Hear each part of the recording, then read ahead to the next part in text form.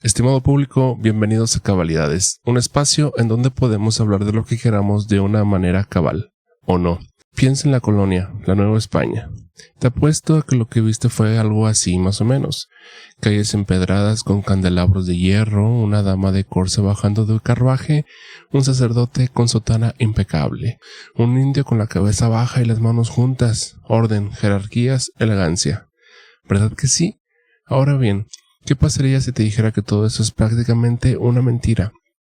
Que la Nueva España olía a excremento, que sus calles de noche eran territorios de crimen donde nadie caminaba solo, que sus soldados usaban guaraches rotos porque no había dinero para darles botas, que sus sacerdotes evitaban las misiones difíciles como hoy evitamos los lunes, que la élite virreinal tenía caries, panza y apestaba de sus axilas. Sí, exacto, eso. Hoy en Cabalidades vamos a destruir uno de los mitos más queridos de la historia mexicana, el mito de la colonia ordenada, gloriosa y señorial. Ese cuento de hadas que nos venden en la escuela, en las telenovelas y en el cine. Porque la realidad del virreinato de la Nueva España fue exactamente lo contrario. Un sistema corrupto, desigual, caótico y plagado de contradicciones desde el primer día hasta el último. Y lo mejor de todo es que entender eso nos ayuda a entender a México hoy. Así que acomódate porque esto va para largo y no tiene desperdicio. Vamos a empezar por el origen del problema. ¿De dónde viene esta imagen idealizada de la colonia? Porque no llegó de la nada. Tiene fuentes muy concretas. La construcción de este mito es a partir de la primera fuente, que es de la propia España.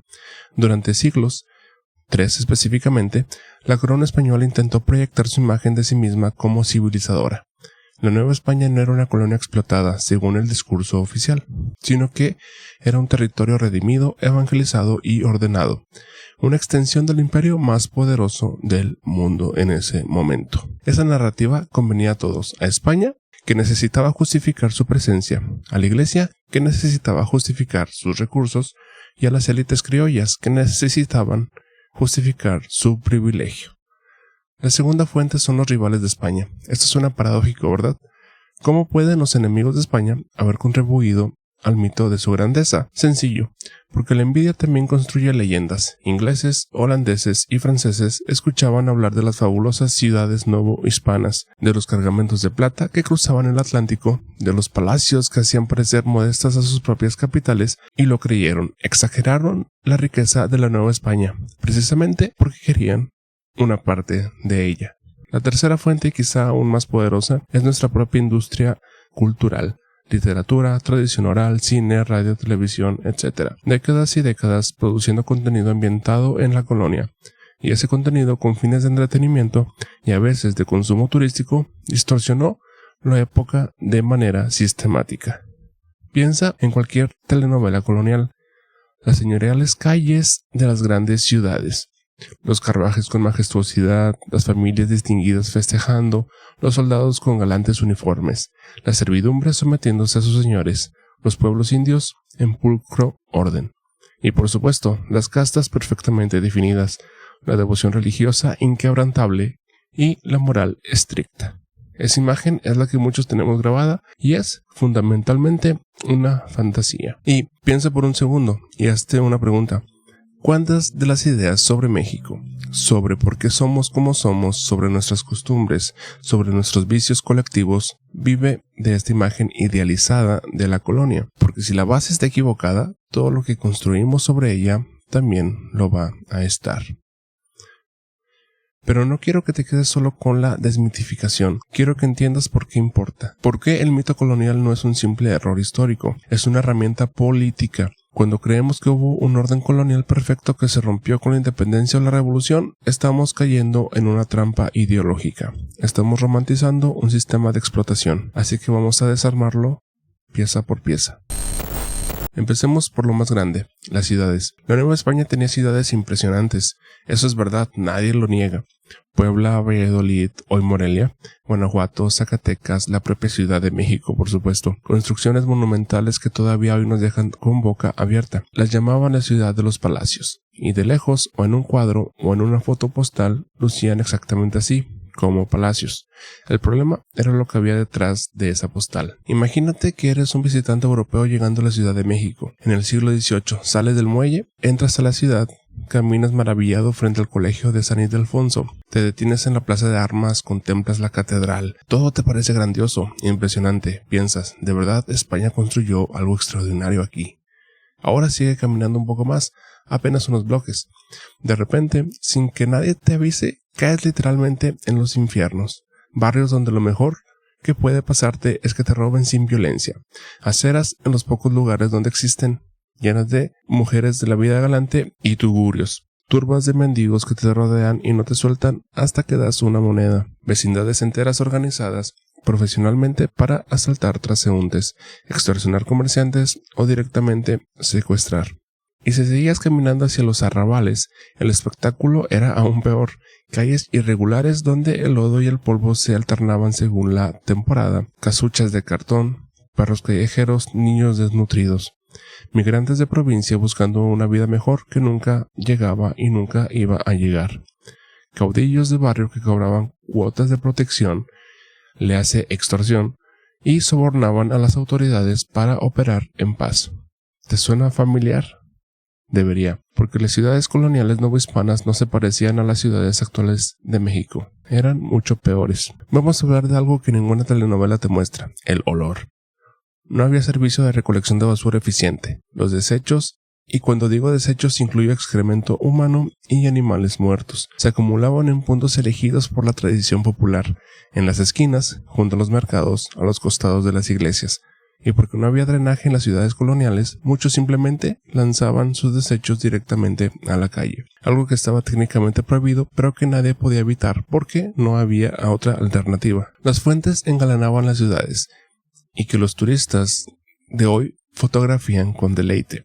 Eran usadas para bañarse, lavar ropa y bañar animales. Algunas ni siquiera tenían agua corriente. Eran básicamente foco de enfermedades y criadero de mosquitos. Y los hogares sin agua corriente significaba que enfermarse no requería salir a la calle. El agua contaminada llegaba al interior. Los males gastrointestinales eran tan comunes como el saludo matutino. Un olor nauseabundo rodeaba por el aire de manera permanente. Y lo más revelador es lo que nos dice un historiador, Enrique Semo, sobre este punto. Nadie lo notaba, porque desde las doncellas de alcurnia hasta los aguadores de a pie, todos estaban tan acostumbrados a la pestilencia cotidiana que dejaron de percibirla. Era simplemente una normalidad. Ahora hablemos de las famosas noches coloniales, a que los cronistas de leyenda, acompañados de trovadores, venden a los turistas como misteriosas y románticas. Esos cronistas guían tours nocturnos que jamás se habrían atrevido a hacer en el periodo colonial que tanto añoran. Porque no había alumbrado público, los intentos por colocar antorchas en las principales vías de varias ciudades terminaron en fracasos recurrentes. Al oscurecer, las calles se convertían en boca de lobo. Calles irregulares, mal empedradas, llenas de baches, sin luz, en temporada de lluvias convertidas en lodazales. Solo un suicida caminaba sin su propia antorcha, y aún así podía golpearse la cabeza con un objeto inesperado o caer en un hoyo. La gente se recogía temprano. Las noches pertenecían a la delincuencia y a los borrachos, no a los enamorados poetas que nos describe la literatura romántica. Y si piensas que el día lo compensaba, pues tampoco. El peatón colonial tenía que sortear carruajes cuyos propietarios, como modernos automovilistas de la Ciudad de México o las grandes urbes, buscaban rebasar a sus rivales o ganarles el paso en las esquinas. Despreciando al peatón, demostraban su condición social superior. Los jinetes eran aún peores. Circulaban a todo galope por las calles sin consideración alguna por quienes iban a pie, y había que ser un experto en esquivar el excremento de múltiples especies animales que cubría generosamente las calles. No había banquetas en grandes zonas, una carreta podía empaparte en cualquier momento, y si resbalabas, lo que encontrabas en el suelo podía ser perfectamente excremento humano. Porque no había baños públicos y la gente orinaba, defecaba con urgencia que la sorprendía en donde fuera. Los pocos espacios caminables estaban tomados por vendedores ambulantes que en esa época eran tan omnipresentes como lo son hoy. Y piensa, cuando visitas el centro histórico de tu ciudad, cualquier ciudad colonial mexicana, y lo ves bonito, restaurado lleno de turistas, ¿estás viendo la historia o estás viendo la versión premium de la historia? ¿Cuánto de lo que vemos en el presente es lo que realmente existió? Ahora entremos a algo más personal, los cuerpos, la salud, la vida cotidiana de carne y hueso, porque una de las cosas que más distorsiona la imagen de la colonia es exactamente eso. Los cuerpos en el cine y la televisión, los personajes coloniales siempre son hermosos, bien proporcionados, con dientes perfectos, oliendo a rosas, los galantes tienen mandíbulas pronunciadas y vientres planos, las damas, talles de avispa y pieles de porcelana. La realidad era bastante distinta. Empecemos con algo básico. El baño diario no existía. No era una cuestión de costumbre o de descuido, era una imposibilidad práctica.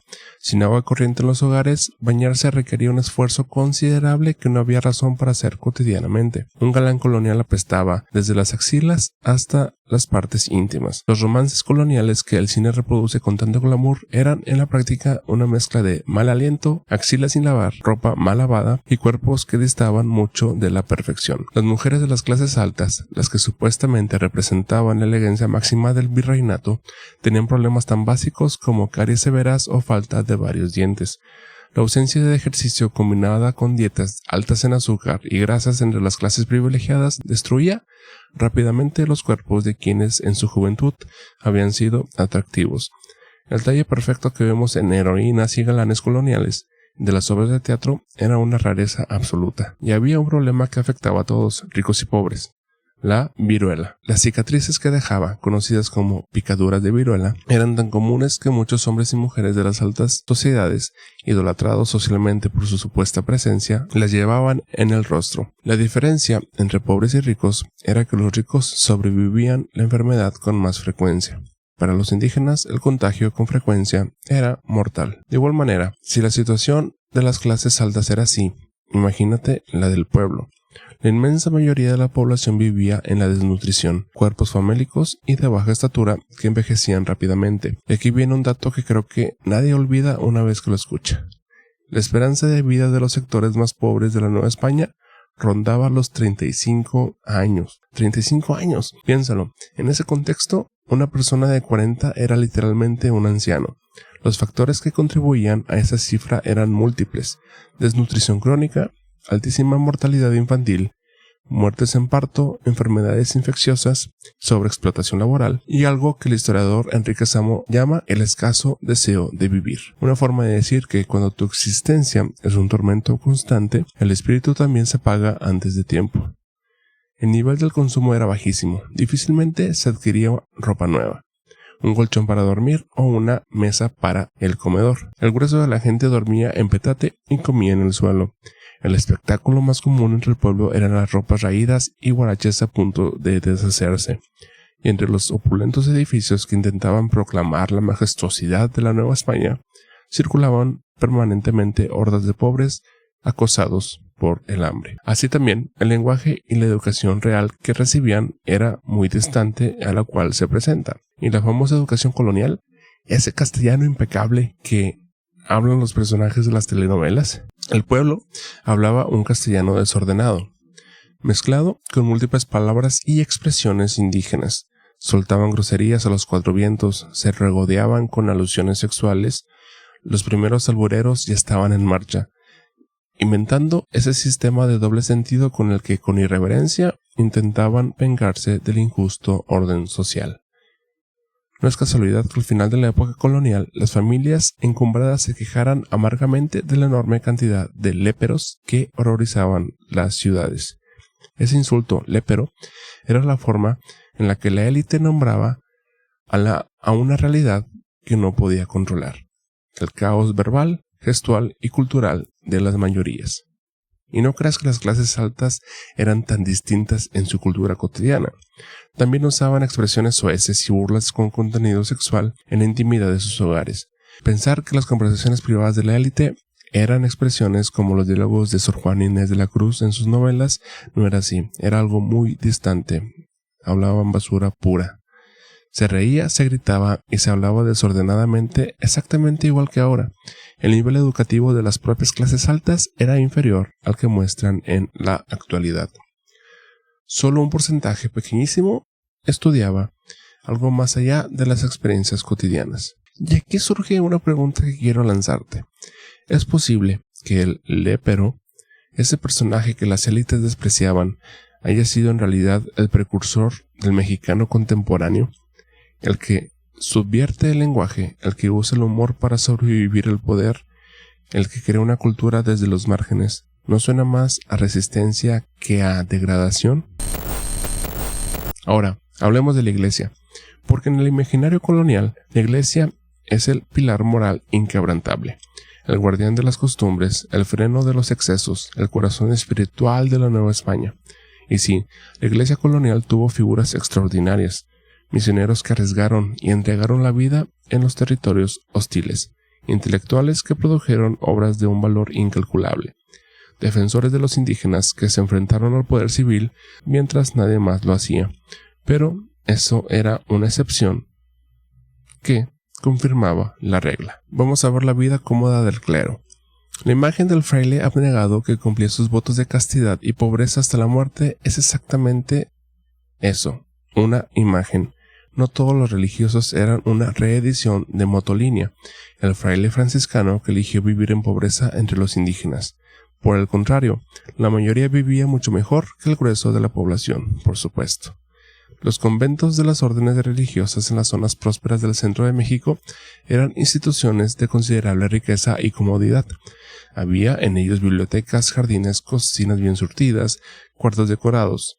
Los frailes y las monjas de los conventos urbanos más importantes llevaban una vida que muchos laicos habrían envidiado. No es casual que utilizaran influencias dentro de la jerarquía eclesiástica para obtener cargos o traslados hacia ciertos conventos o parroquias. Había destinos deseables, los conventos ricos de Puebla, Ciudad de México o Valladolid, y destinos indeseables, las misiones del norte árido, las selvas del sur, los territorios de frontera donde la vida era dura, peligrosa y absolutamente desprovista de comodidades.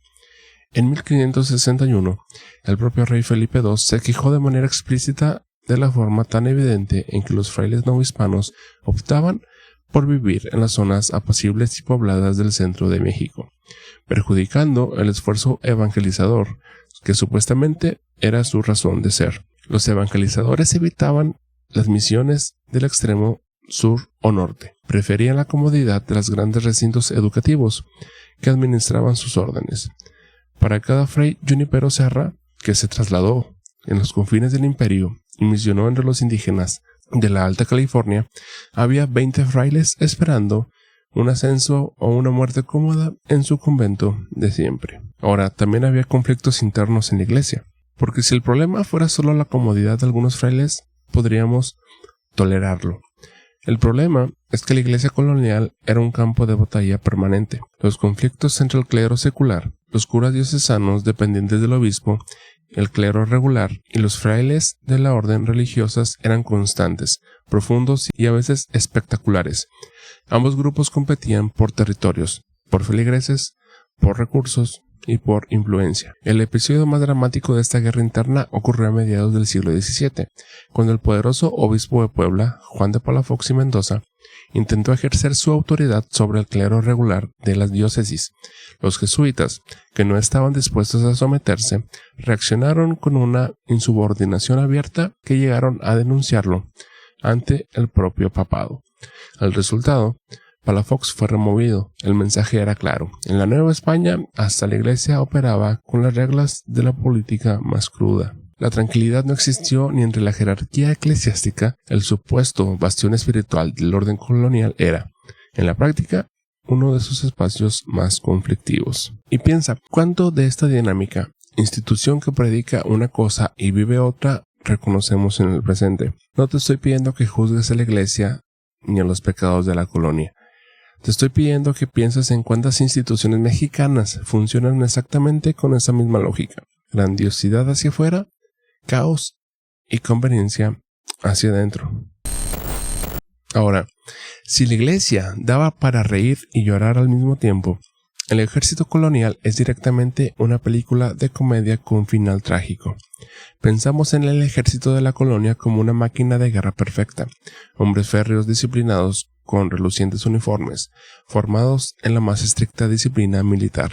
La imagen de conquistadores invencibles extendía 3 siglos después. El ejército colonial novohispano había surgido básicamente de la organización de los propios terratenientes.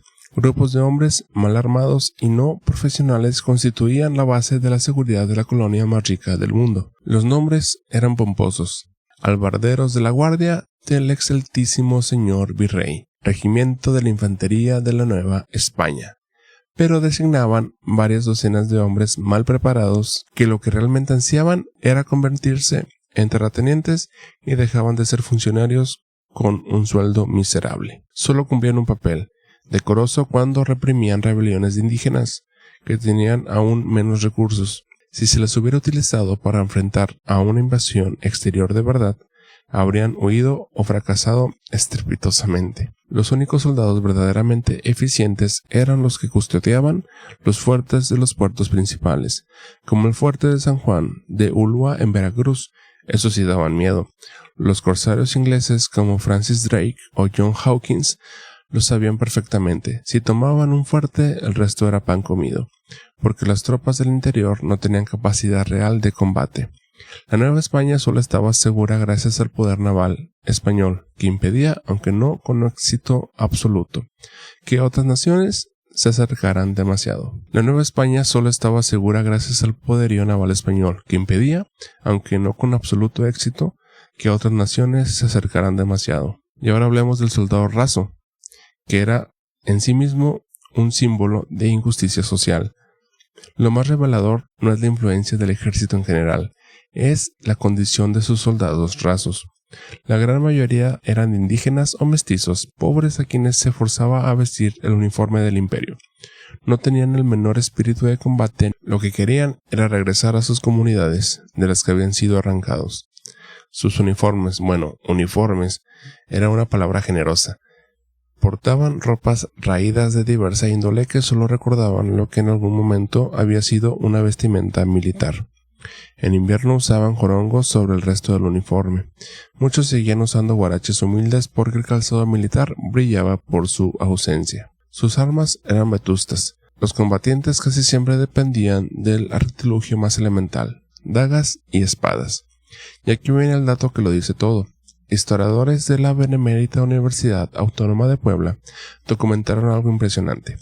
La estatura promedio de un soldado novohispano en Puebla era de 1.40 metros, 1,40 m. Es decir, el temible soldado del orgulloso imperio español era la imagen misma de la desnutrición, la injusticia y la sobreexplotación. No era un guerrero formidable, era un niño atrapado en el cuerpo de un adulto al que el sistema había robado literalmente el crecimiento. Ahora bien, en contraste, los altos mandos eran criollos o peninsulares de familias acaudaladas. Vestían con elegancia, mostraban su don de mando y repartían grados militares entre ellos mismos con generosidad obscena. Los observadores extranjeros que llegaban a la Nueva España se sorprendían. ¿Por qué hay tantos generales y coroneles para tan pocos soldados rasos? La respuesta era que los grados eran un instrumento de distinción social, no de eficiencia militar. Los oficiales medios, casi todos de origen humilde que habían entrado al ejército para escapar la pobreza, pagaban sus frustraciones abusando del pueblo. El gobierno virreinal pagaba tarde, mal, y así que usaban su autoridad para compensar la diferencia. Un ejército colonial era, en pocas palabras, un ente represor que ante una institución defensiva servía para mantener a los indígenas controlados y a las élites satisfechas. Para todo lo demás, era un espectáculo lamentable. Y piensa, ¿cuántos de los problemas estructurales del ejército de hoy, el abuso de los soldados rasos, la desigualdad brutal entre oficiales y tropas, el uso del ejército como instrumento de represión interna más que de la defensa externa, tiene sus raíces en este modelo colonial? No es una pregunta retórica, es una pregunta que nos hace pensar. Ahora bien, la corrupción de todo este sistema. Llegamos al núcleo del problema. La pregunta que resume todo lo anterior. ¿Cómo era posible que la colonia más rica del mundo tuviera ciudades llenas de excremento, un ejército con soldados de 1.40 metros y una iglesia que evitaba evangelizar? La respuesta es una palabra: corrupción. Pero no corrupción como un accidente o como la desviación de un sistema que funcionaba bien, sino corrupción como el sistema mismo. Primero, el mercado negro del poder.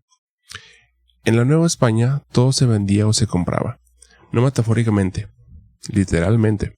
Cargos públicos tenían precio de lista.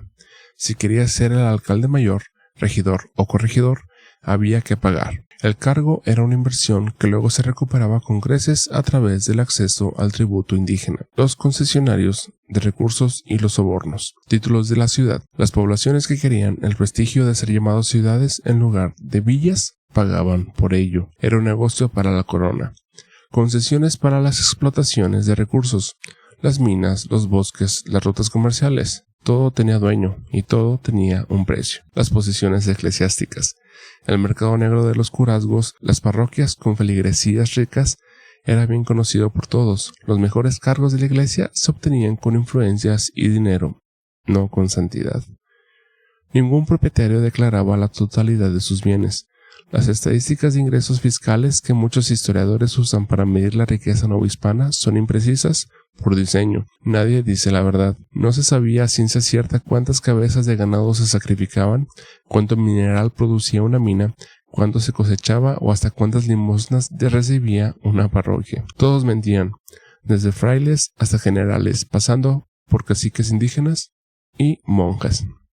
El diezmo era el impuesto religioso del 10% sobre la producción. Era técnicamente obligatorio. En la práctica solo un tonto pagaba lo que le correspondía. El contrabando llegaba de una manera rápida, para alegría de los consumidores a quienes la corona les prohibía comerciar con las potencias rivales, y los encargados de combatir la corrupción se unían a ella en cuanto tenían oportunidad. De igual manera, el saqueo institucionalizado. Sobre todo esto había una capa adicional de extracción y de lo que empleaba todo, la metrópoli.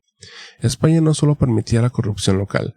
España saqueaba, barcos cargados de plata abandonaban la Nueva España en una rutina constante. Fue tal la cantidad de plata que se produjo en esas tierras de las monedas acuñadas en la Nueva España que llegaron a usarse en el comercio asiático y en las colonias inglesas de Norteamérica. De hecho, y ese es un dato que vale la pena detenerse a saborear, la moneda novohispana fue la madre del dólar estadounidense. El dólar tomó su nombre de la moneda de la Nueva España, a la que los colonos anglosajones llamaban dólar, derivado del real de A8 o peso español. La ironía es brutal. Una colonia productora y acuñadora de la plata carecía de suficiente moneda circulante. De tal magnitud era el saqueo que ni siquiera quedaba dinero suficiente para mantener la economía local funcionando con fluidez. Materias como la grana, cochinilla, este tinte rojo que tiñó textiles europeos durante siglos, eran apreciadas globalmente y generaban enormes dividendos para la corona, no para los productores indígenas de Oaxaca que cultivaban los nopalillos donde vivían los insectos. Y sobre todo el saqueo colonial, había una burocracia virreinal inefectiva, gigantesca y corrupta que ponía trabas a todo y devoraba los ingresos que España no se llevaba. El resultado final era que la colonia más rica del mundo mostraba grandes carencias generalizadas. Esto nos lleva a algo que cambia la forma en que miras los monumentos coloniales. Cuando visitas la Catedral de Puebla, el Palacio de Minería, el Convento de Tezpotlán, cuando admiras un retablo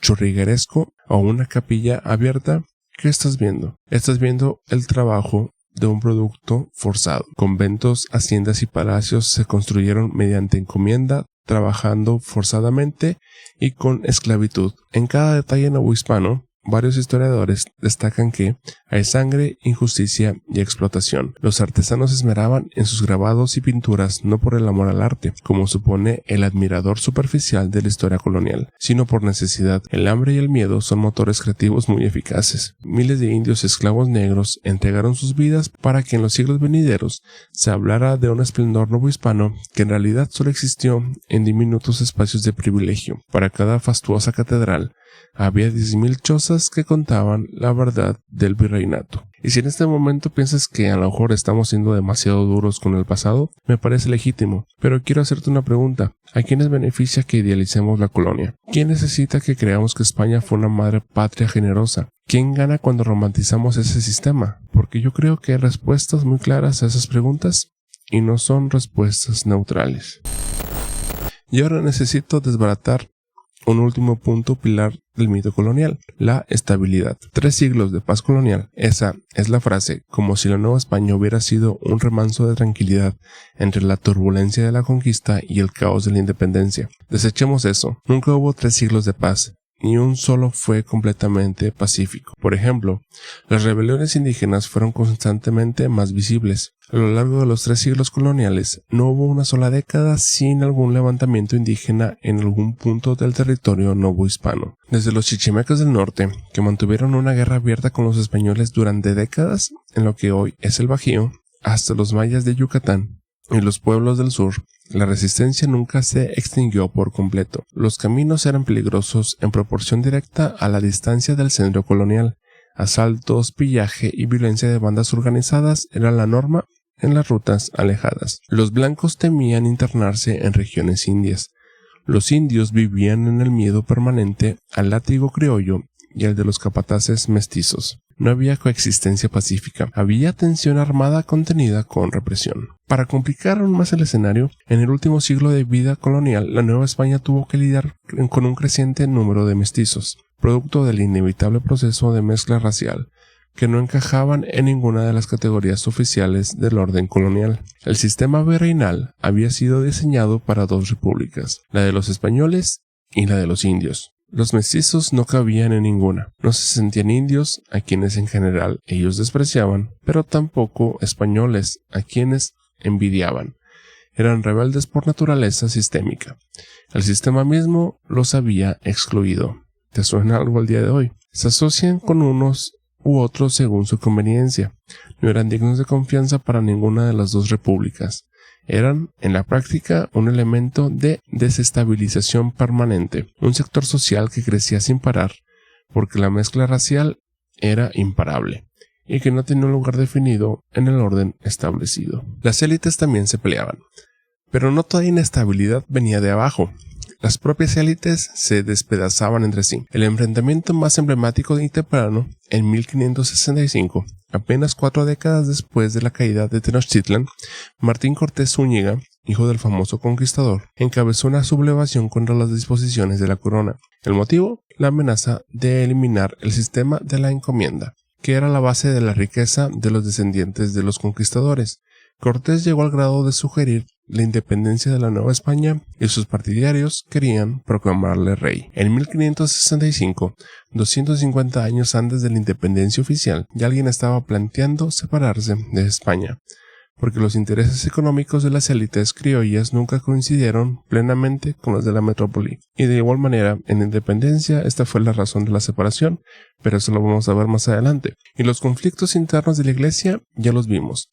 El asunto de Palafox versus los jesuitas fue solo el episodio más dramático de una pugna que nunca cesó. La Nueva España no fue la colonia monolítica que imaginamos. Fue un castillo de naipes que solo el poder español lograba mantener en pie. Retirar ese poder, como terminó ocurriendo en el siglo XIX, no lo derrumbó de golpe, pero lo hizo vulnerable. Y piensa, si la Nueva España era tan inestable, tan corrupta, tan desigual y tan contradictoria, ¿qué heredó México al independizarse en 1821? ¿Heredó un estado funcional que luego se descompuso? ¿O heredó directamente el caos del virreinato y ha estado lidiando con eso desde aquel entonces? Esa pregunta me parece clave para entender los primeros 50 años del México independiente. Que spoiler, fue un desastre. Pero eso va a ser para otro episodio. Llegamos al momento en el que tenemos que preguntarnos lo que yo creo que es la pregunta más importante de toda esta conversación. ¿Por qué importa esto? ¿Por qué importa que la colonia fuera caótica y corrupta en lugar de ordenada y gloriosa? ¿No es solo un detalle académico? ¿No deberíamos dejarlo en paz y seguir adelante? No, y voy a decirte por qué. Primero, los mitos que una sociedad tiene sobre su pasado moldean su presente de maneras muy concretas. Si creemos que la colonia fue un periodo de orden y grandeza que se perdió, entonces la narrativa dominante se convierte en antes éramos mejores y alguien nos arruinó. Esa narrativa genera nostalgia, parálisis y la búsqueda de culpables externos. Si en cambio entendemos que la colonia fue un sistema diseñado para explotar, que nunca funcionó de manera ordenada, que la corrupción no fue un accidente sino la mecánica misma del sistema, entonces la narrativa cambia completamente. Nos preguntamos, ¿qué tanto de ese sistema sobrevivió a la independencia y qué tanto sigue operando al día de hoy? De igual manera, las herencias son muy concretas. La estructura de desigualdad que hoy define a México, donde una minoría concentra una riqueza obscena, mientras que la mayoría sobrevive en condiciones precarias, no nació en el capitalismo del siglo XX, nació en la colonia y sobrevivió a la independencia, a la reforma y a la revolución mexicana.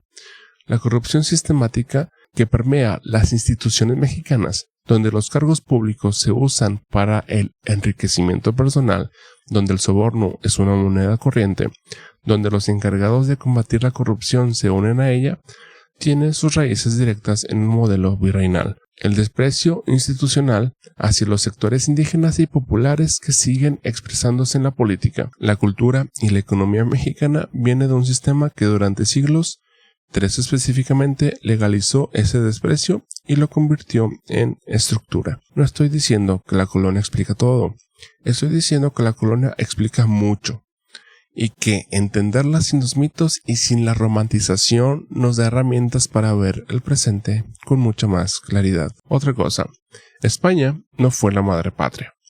Y aquí quiero ser directo sobre algo que me parece importante decir sin rodeos. Mucho se ha hablado de España como la madre patria, como si la conquista y la colonización hubiera sido un acto de generosidad, un regalo de civilización, una transferencia de cultura.